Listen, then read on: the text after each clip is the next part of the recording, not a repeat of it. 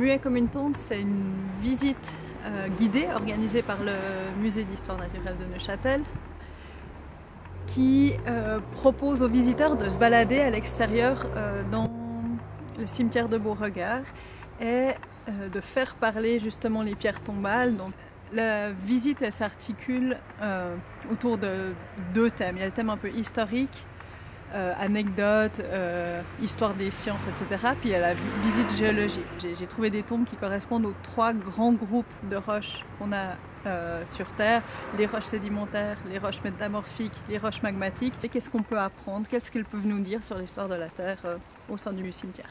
Alors moi je suis géologue de formation. J'ai bossé pendant plus de 5 ans dans un bureau d'ingénieur, mais à côté de ça, j'ai fait beaucoup d'animation en fait. J'aime pouvoir transmettre ce qui moi me passionne.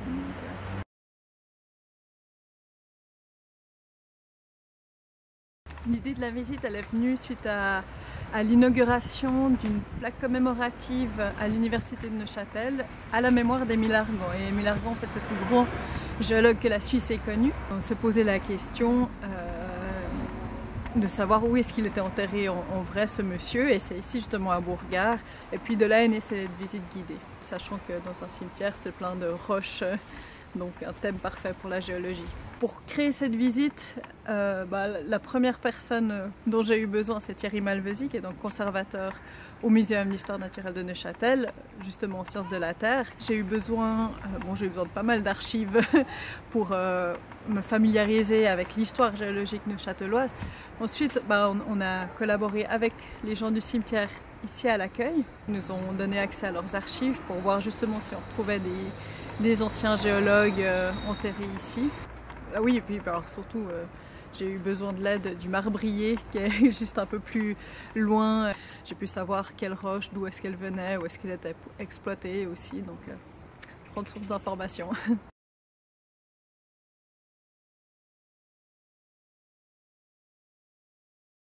Il y a plusieurs choses. La première, c'est que c'est un cadre idéal parce que c'est un cadre qui est calme.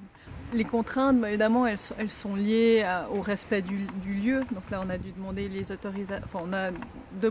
autorisations auprès des familles des défunts pour être sûr que ça ne leur dérange pas qu'on s'arrête devant les tombes.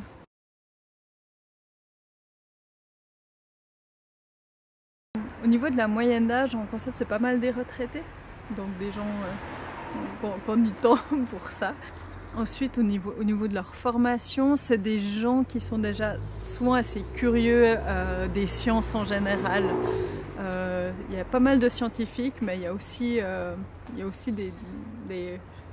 des gens non scientifiques, donc vraiment de tous les horizons en fait. Les visiteurs étaient contents d'avoir appris quelque chose parce qu'on a vraiment essayé de faire en sorte de vulgariser au mieux, que ce soit adapté à un public qui n'a pas déjà des connaissances géologiques. Et c'est toujours l'aspect un peu difficile parce qu'on a toujours des choses qui nous paraissent tellement logiques pour nous géologues qui en fait ne sont pas du tout.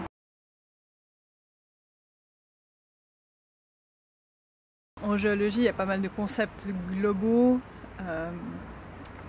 que sans images c'est difficile à transmettre, d'avoir un support avec des schémas, visiblement ça aide bien aussi pour la compréhension. On a déjà choisi de montrer les portraits de tous les gens dont on parle. J'avais profité pour mettre chaque fois les dates de naissance et de décès des gens, ça c'est important pour que les gens puissent se représenter dans le temps. Il y a aussi des dessins au niveau géologique qui sont très beaux, des belles représentations, des coupes des Alpes où je montre à un moment une coupe du creux du vent aussi. Ça c'est des beaux documents géologiques et il y a un aspect artistique qui est aussi intéressant à montrer au public.